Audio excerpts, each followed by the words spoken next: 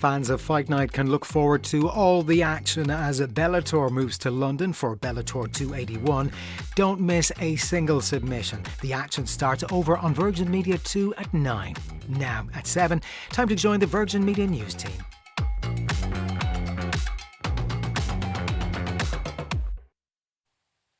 On the news at 7 this evening, a Wicklow man who raped his foster daughter is jailed for 11 years. The court heard how Stephen Murray abused his victim repeatedly over a 7-year period.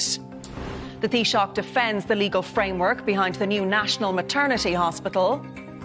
The jury begins its deliberations in the trial of Karen Harrington, who's charged with the murder of 2-year-old Santina Cawley. And Colleen Rooney tells the so-called Wagatha Christie trial she's split from her husband Wayne after he was caught drink driving.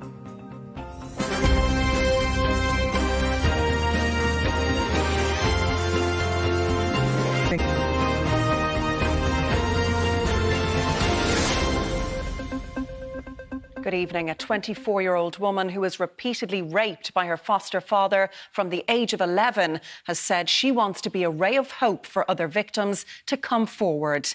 Kelly Kemi waived her right to anonymity today and said that she'd been let down by Tusla as a child. The following report contains graphic details which some viewers may find upsetting. Kelly Kemi said today marked a small step in her fight for justice. The 24-year-old waived her right to anonymity as her foster father was sentenced for crimes the DPP had placed in the exceptional category of abuse. The court heard Stephen Murray began sexually abusing his foster daughter when she was just 11 years old, shortly after she made her confirmation. Detective Garda Laura Kavanagh gave evidence on Monday that the young girl had been abused 4 to 5 times a week for 7 years, often with her foster mother and siblings in the house, unaware of what was going on. He told her it was their secret. The prosecution said there had been over 1,000 incidences of rape between 2009 and 2015. In 2019, the court heard Kelly reported the abuse when her foster father asked her if they could go again. Murray initially denied any wrongdoing, but last year he admitted to his wife that he had abused their foster daughter. She left him and made a statement to investigators. The defendant of Humphreystown, Vallymount in County Wicklow, pleaded guilty to multiple sample charges of rape and sexual assault. Miss Kemi described in court how she had been hurt in ways no human should be, her childhood and teenage years destroyed. Mr Justice Paul McDermott said Kelly Kemi's home should have been a place where she felt safe, protected and loved. Instead, it was a place of terror where she was subjected to appalling and repeated sexual abuse, left in fear with nowhere to turn. Jailing Stephen Murray for 11 years today, he said he had committed an egregious breach of trust and persisted in the abuse of a child in his care because he wanted to and he could. The mother of one said she was a child let down by Tusla and her foster parent, but she was determined not to let the abuse define her. While I live with this abuse for the rest of my life, some sort of justice was served today. I know firsthand how difficult it is to come forward as a victim, and I hope this verdict will be a ray of hope for all other victims of sexual abuse, and they may come forward and have the strength to find their own justice. The judge said Kelly Kemi clearly demonstrated a strength of character. Deborah Naylor, Virgin Media News at the Central Criminal Court. And if you've been affected by any of the issues raised in that report, you can contact the Samaritans or Women's Aid in confidence on their helpline numbers. There's been more debate today over the new National Maternity Hospital and whether the clinically appropriate clause could limit services offered to women. The Taoiseach has said the guarantees are cast iron and no further clarity is needed. However, senior medics at the National Maternity Hospital in Holles Street say they'd be open to changing the term. Our news correspondent Richard Chambers has this report. After weeks of intense debate and, in fact, years of waiting, 2 words may be the biggest remaining roadblock to the new National Maternity Hospital: clinically appropriate. This couplet has been criticised for being too vague to describe the services that may or may not be performed at the new hospital, and many have called for them to be changed or taken out altogether. Reports from the Irish Times overnight suggested that the phrase may be changed to specify that terminations, sterilisations and fertility treatments will be permitted after pressure from a number of coalition TDs. But the Taoiseach says there's no need for that. The constitution of the new hospital is very strong in terms of all lawful services being made available. Despite that, the calls are only growing louder, and today they received a boost. The master of the current National Maternity Hospital said he'd back the change if it helped to secure public trust. On behalf of the NMH, I can say we would be open to either defining it or having it removed. We don't believe it's going to impact on what we'll or will not be able to do at the new Ellen Park campus. The issue goes to Cabinet on Tuesday for expected sign-off. Holles Street doctors today urging against any further delay.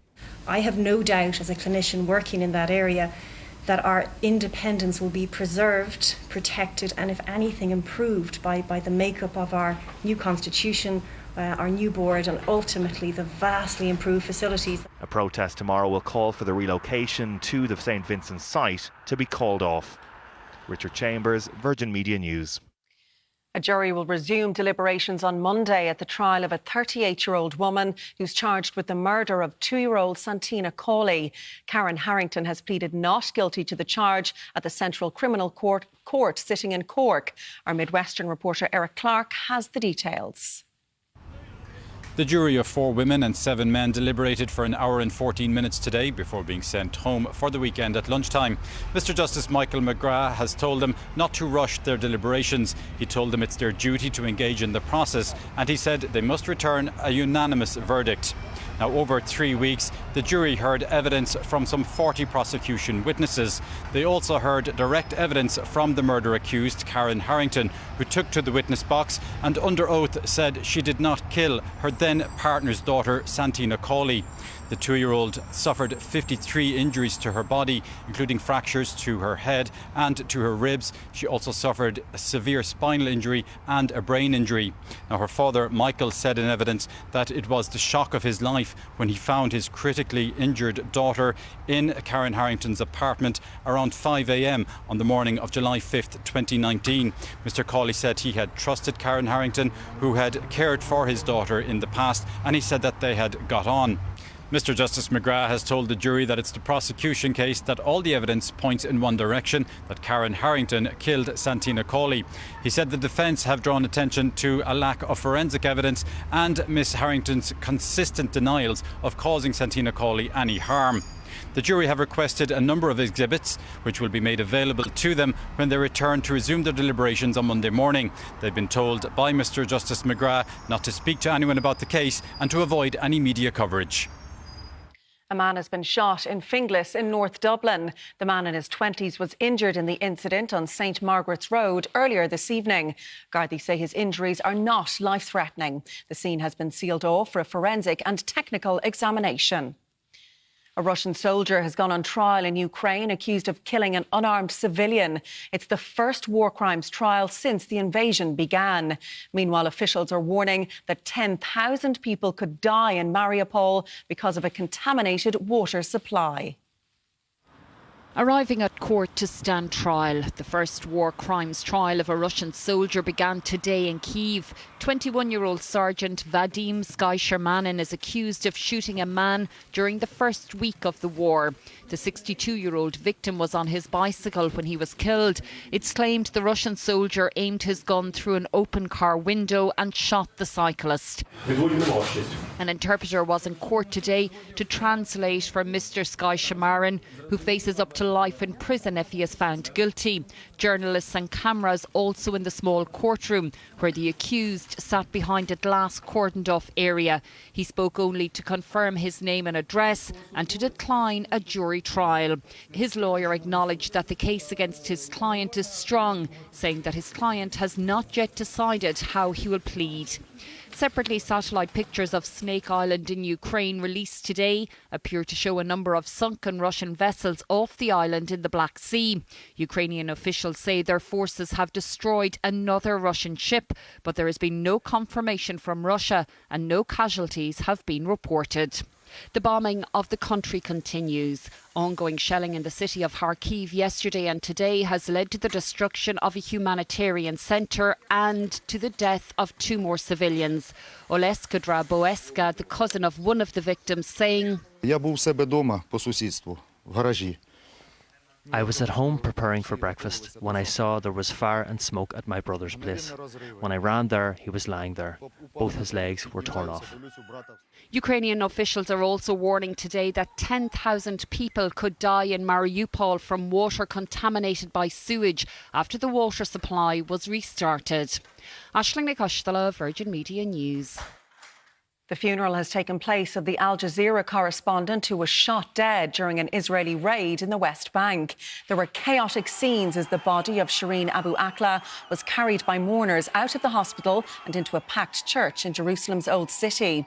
Her colleagues say that Israeli forces opened fire at them despite being clearly labelled as reporters. Israel is now investigating the claims. Colleen Rooney revealed for the first time today that she split from her husband Wayne Rooney after he was caught drink driving. She was in the witness box at the so-called Wagatha Christie trial in London, while earlier Rebecca Vardy again cried in the witness stand. Laura Mackin Isherwood has been following the trial and has the latest from London.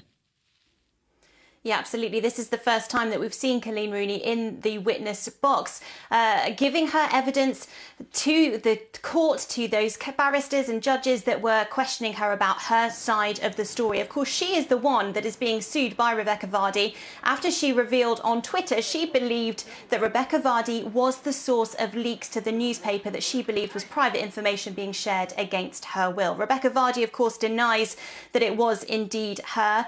When asked what Colleen Rooney tried to gain from that post, Colleen Rooney said it was a last resort. She never intended for Rebecca Vardy to be subjected to any abuse. She also told about that point in 2017, as you said, when she says that she split from her husband Wayne Rooney temporarily. She said that she was at her parents' house for a while then, taking her children to stay with her parents, that she had shared a photo of them to a private circle on Instagram, and even that photo then ended up in the Sun newspaper. She said that she was hurt, that she felt betrayed by somebody so close to her inner circle there. Now, of course, Rebecca Vardy, we heard from her side of the story the last couple of days. She has been crying in the dock, saying that she's received a lot of abuse over this situation, denies doing anything wrong.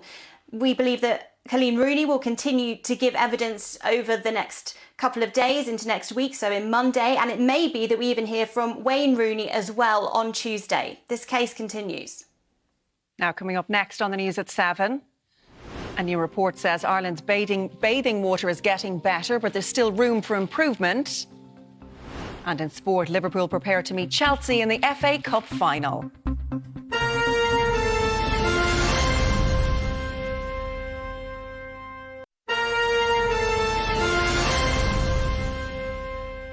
Welcome back to the news at 7. A reminder of our top story this evening. A 24-year-old woman who was repeatedly raped by her foster father from the age of 11 has said she wants to be a ray of hope for other victims to come forward.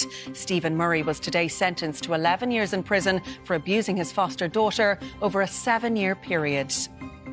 The quality of Irish bathing water improved last year, according to a new report from the Environmental Protection Agency. But the EPA has found that some issues still exist and wants to monitor more sites. Whether you're a veteran or a lockdown convert, there's good news for sea swimmers everywhere today. The latest EPA report shows that out of 148 bathing sites, 144 either met or exceeded the minimum standard, while 115 were excellent, up from 111 in 2020. The EPA says that these improvements are due to enhanced management of bathing waters and more investment in wastewater treatment. However, it does recognise that there are far more than 148 bathing sites around the country, so it's looking for the public's help to get a more comprehensive picture. Where an area is popularly used, where it's commonly used, local authorities invite the public every year to recommend new bathing sites, and there's guidance on our website on beaches.ie for people to look through what they need to put together to make that recommendation. But really we would encourage people to do that, because the more bathing sites that are designated, the better they'll be managed, and the more people's health will be protected. 2 sites were deemed poor, down from 4 in 2020. They were Ladies Bay in Buncrana, County Donegal, and Front Strand in Balbriggan, County Dublin, where there's now a campaign in place to tackle dog fouling. Dog litter on beaches does cause water quality issues. We have the evidence now from UCD research. It's one of the issues that we would suspect that Balbriggan Front Strand Beach has. There are others as well, but certainly we would be asking people to look at their own behaviour. And if you are heading for a dip, you can check the water quality first on beaches.ie. Nicole Gernon, Virgin Media News. To the US now, where recordings of a flight emergency in Florida have been released. A passenger with no flying experience managed to land a plane successfully after the pilot became incapacitated mid-flight. The passenger was given instructions from an air traffic controller who helped him to land the plane safely. An air traffic controller is being hailed as a hero for helping to safely land a plane in Florida after the pilot suffered a medical emergency. A passenger with no flight experience landed the Cessna as an air traffic controller guided him through the process. Recordings have been released of the moment air traffic controllers received an urgent call from one of the two passengers on board the flight. I've got a serious situation here. My pilot has gone incoherent. I have no idea how to fly the airplane. Air traffic controller Robert Morgan was outside the tower reading a book on break when colleagues called him in to deal with the situation. Apart from 20 years' experience in tower control, Morgan is also a certified flight instructor. I knew the plane's flying like any other plane. I just had to keep him calm, point him to the runway, and just tell him how to reduce the power so he could descend to land. Morgan had never flown the specific model of plane, so he used this picture of the cockpit to understand what the novice was working with. Said, all right, we're going to get you to a runway. What do you see now? And he was just passing the shoreline near Boca. The passenger was given instruction on how to use the brakes and reduce the power to start the slow descent, helping him to touch down safely. There were emotional scenes when the two met on the tarmac. It felt really good to help somebody, and he told me that he was going to go home tonight to see his pregnant wife. Officials haven't released the name of the passenger or the pilot. Anne O'Donnell, Virgin Media News. North Korea has announced its first COVID-related death after only announcing its first official case yesterday. However, health officials in the country have said that the virus has been spreading at an explosive rate since last month.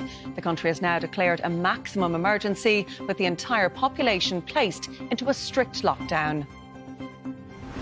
Elon Musk has said his planned $44 billion purchase of Twitter is temporarily on hold, pending more details about the number of spam and fake accounts that are active on the social media platform.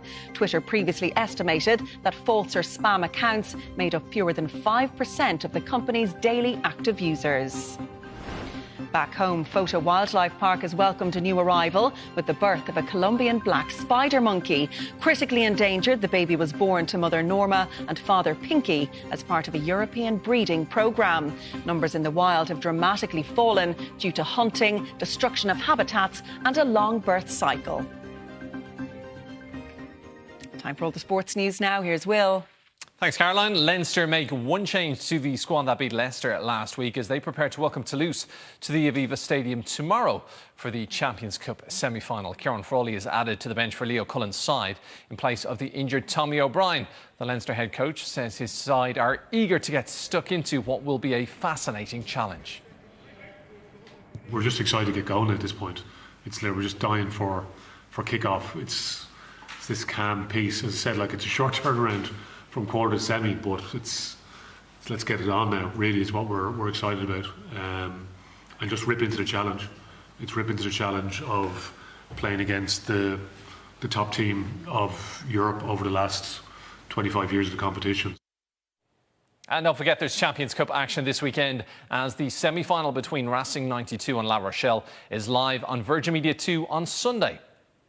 Well, it's a big night in the League of Ireland Premier Division this evening. The top two go head-to-head at Tallaght Stadium as Shamrock Rovers take on Derry City. The bottom two meet in Ballybuffet with Finn Harps facing UCD. Elsewhere, Dundalk take on Bohemians and Shelbourne welcome Drogheda to Talca Park. Jurgen Klopp expects another tough one when his Liverpool side take on Chelsea in the FA Cup final tomorrow. Liverpool beat Chelsea on penalties in the final of the League Cup in February. It's Liverpool's first appearance in the final of the competition in 10 years, and they last won the trophy back in 2006. We know how good Chelsea is, and so we expect another tough one. So that's it, but it's FA Cup final. Both teams will go with all they have, and that's what I expect from Chelsea, and especially what I expect from us. And what I really love about the Carabao Cup that we all realised how big an occasion Wembley is in this moment, and with all the people in, and it felt outstanding, and want to have that again, of course. Meanwhile, Pep Guardiola believes a win over West Ham this weekend would mean his side almost have one hand on the Premier League trophy. City are 3 points clear of Liverpool in second place with just 2 games remaining. Yeah, we need 4 points, we need 6 points to be champion, and I think everybody knows. So winning in West Ham will be already almost done. You know, for the goal difference from many things, and yeah, it's absolutely a fun. It was in Wolves, like we performed incredibly well, and you have to try to do it again next Sunday. That's all from Virgin Media Sport tonight. We'll have more sport for you on Ireland AM tomorrow morning. Well, that's it for now, but you can always keep up to date with all the latest breaking news online. The weather is next from all the team here. Thanks for watching and have a very good evening.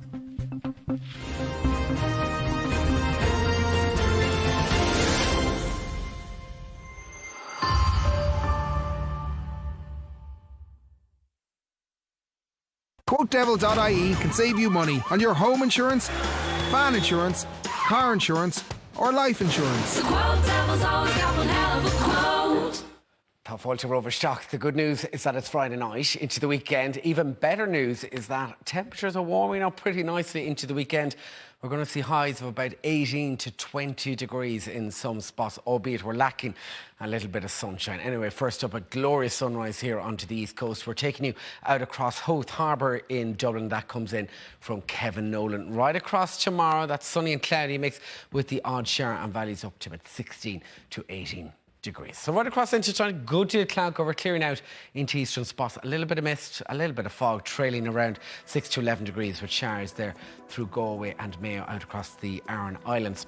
Breakfast time tomorrow morning for the farmers markets. It's going to be a misty and foggy start. That'll clear pretty lively. Dry day with a mixture of cloudy and sunny spells. And in fact, the best of the sunshine across the southern half of the country for Leinster and into parts of Munster.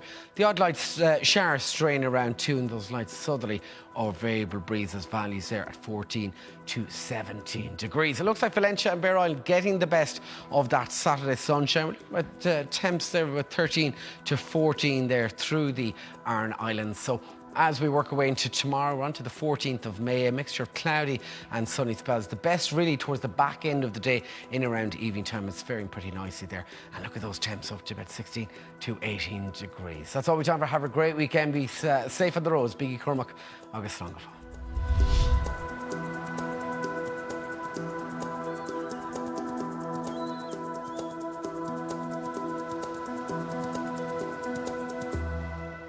For first-time drivers, young drivers, returning drivers, if you've had an open claim or have had too many penalty points. The Quote Devil